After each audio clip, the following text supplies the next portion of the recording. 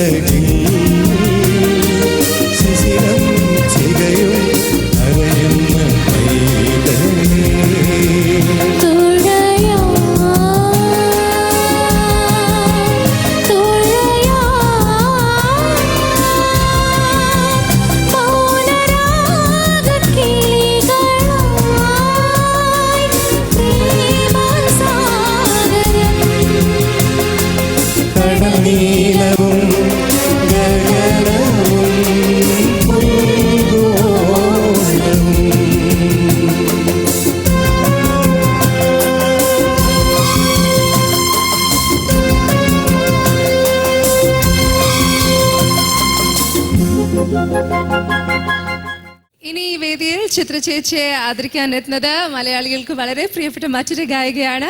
It's no one else but നമ്മളുടെ പ്രിയപ്പെട്ട സുജാത ചേച്ചി. If I could welcome you with a lot of love.